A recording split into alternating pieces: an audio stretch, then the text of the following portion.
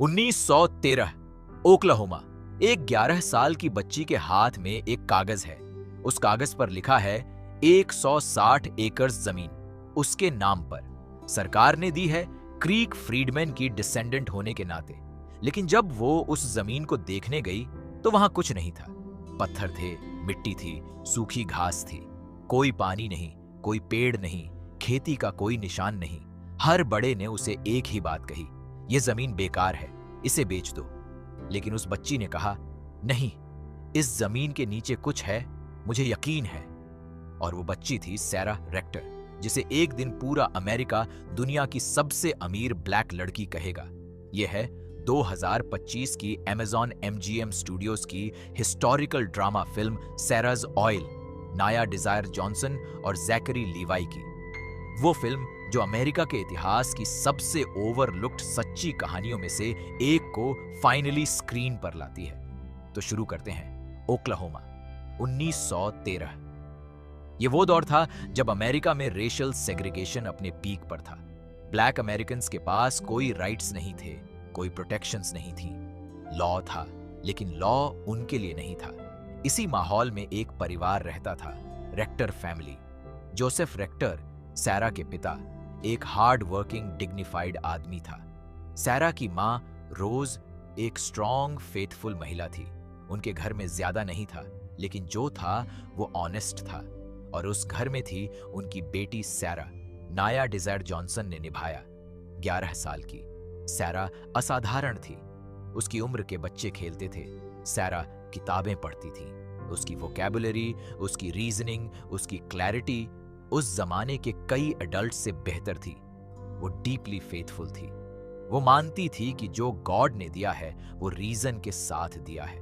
और इसीलिए जब गवर्नमेंट ने उसे ग्लेन पूल ओक्लाहोमा में 160 एकड़ अलॉट किए, क्रीक नेशन के ट्रीटी ऑफ 1866 के अंडर, सैरा ने उसे सीरियसली लिया। ये ट्रीटी था क्योंकि सैरा क्रीक फ्रीडमैन की डिसेंडेंट थी, यानी उन ब्लैक लोगों की जो पहले क्रीक नेशन के स्लेव्स थे और सिविल वॉर के बाद फ्रीड हुए। ट्रीटी के अंडर उन्हें लैंड अलॉटमेंट मिला। जब जोसेफ और रोज उस जमीन को देखने गए, वो ब्लैंक, बैरन, यूजलेस लगी। दोनों ने सोचा बेच दो, लेकिन सैरा ने मना किया। पापा, इस जमीन के नीचे ऑयल है, मुझे पाटा है। जोसेफ ने सोचा, यह बच्ची की इमेजिनेशन है। ओक्लाहोमा में हर जगह तो ओनेल नहीं होती, लेकिन साराह की फेथ अटल थी। वो घुटनों पर बैठकर उस मिट्टी को छूती थी, उसे सूंघती थी। उसे याद था कि नियर बाय ग्लेनपूल में पहले से ऑयल डिस्कवरी हो चुकी थी। अगर वहां ऑयल है तो मेरी जमीन में क्यों नहीं हो सकती? परिवार ने डिसाइड किया, ड्रिल करवाते हैं, एक चांस देते हैं। लेकिन ड्रिलिंग एक्सपेंसिव थी, उनके पास पैसे नहीं थे और कोई प्रोफेशनल कंपनी उस वर्थलेस जमीन पर इन्वेस्ट करने को तैयार नहीं था। इसी स्ट्रगल में एक दिन उनकी जिंदगी में आया बर्ट स्मिथ, जैकरी लीवाई ने निभाया। बर्ट एक टेक्सास वाइल्ड कैटर था, यानी एक इंडिपेंडेंट ऑयल प्रोस्पेक्टर जो रिस्की बेट्स लेता था। वो चार्मिंग था, स्मूथ था, थोड़ा स्मार्मी था, जैसे कोई सेल्समैन जो खुद को वर्ल्ड का सबसे स्मार्ट आदमी समझता हो। बर्ट हमेशा अगले बिग डील की तलाश में रहता था। जब उसे रेक्टर फैमिली के बारे में पता चला, उसने इंटरेस्ट लिया। 160 एकर्स ग्लेनपूल के पास, यह वर्थलेस नहीं हो सकती। बर्ट ने रेक्टर फैमिली से डील किया। वो ड्रिलिंग करवाएगा और रॉयल्टीज में शेयर लेगा। जोसेफ कॉशियस था, लेकिन सैरा ने बर्ट को असेस किया और डिसाइड किया कि यह आदमी काम का है, भले ही ट्रस्टवर्दी ना हो। सैरा और बर्ट का डायनामिक फिल्म का सबसे एंटरटेनिंग पार्ट है। सारा ऑब्वियसली बर्ट से स्मार्टर थी। जब भी बर्ट कोई क्लेवर स्कीम सोचता, सारा उसमें होल्स ढूंढ लेती। बर्ट को यह फ्रस्ट्रेटिंग भी था और अम्यूजिंग भी। वो कभी कभी रिलीजियस रेफरेंसेस देती जो बर्ट को नहीं समझ आते। एक बार सैरा ने पूछा, बाइबल में फॉरगिवनेस कहाँ है? बर्ट ने ऑकवर्डली कहा, उस पार्ट में जहां जीसस फिशिंग और लोइंग के बारे में बात करते हैं। सारा ने दयनीय नजर से उसे देखा। बर्ट की ड्रिलिंग टीम आई, जमीन पर काम शुरू हुआ, लेकिन जैसे ही यह खबर फैली कि रेक्टर फैमिली की जमीन पर ड्रिलिंग हो रही है, समस्याएं शुरू हो गईं। ओक्लाहोमा में उस वक्त ऑयल की पॉलिटिक्स बेहद डेंजरस थी। बड़े ऑयल कंपनीज और पावरफुल लोग नहीं चाहते थे कि एक ब्लैक फैमिली के पास कोई वैल्यूएबल एसेट हो। उनके लिए यह अनएक्सेप्टेबल था। पहली problem, legal guardianship. Oklahoma law में एक प्रोविजन था कि माइनर चिल्ड्रन के एसेट्स को स्टेट अपॉइंटेड गार्डियन कंट्रोल करेगा।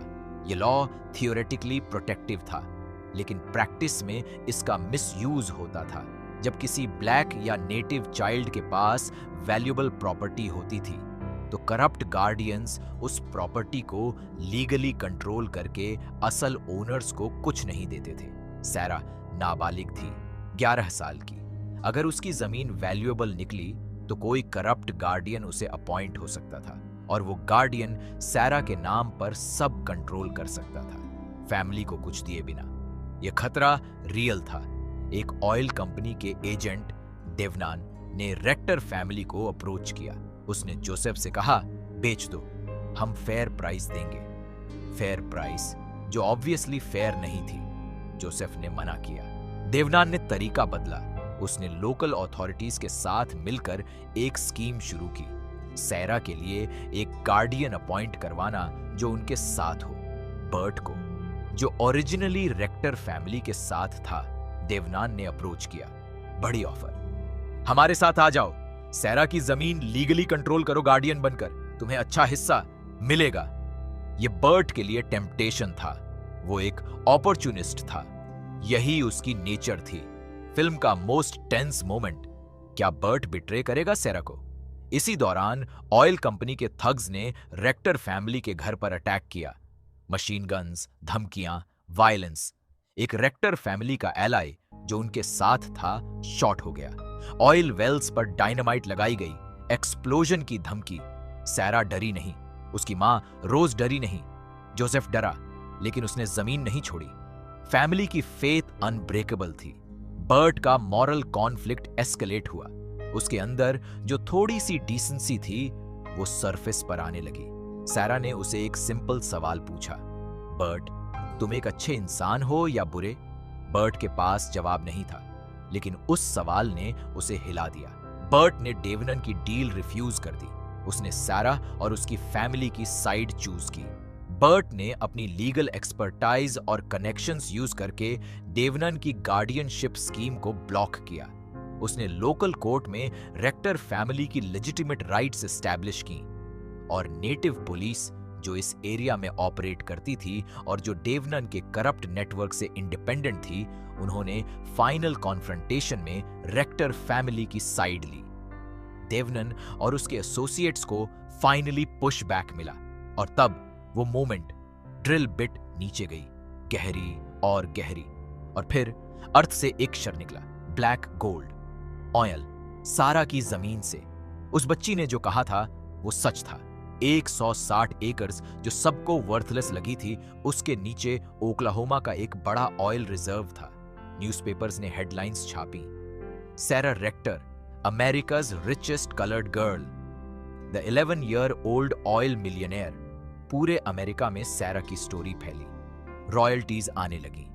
रेक्टर फैमिली जो पहले साधारण थी, अब फाइनेंशियली सिक्योर थी।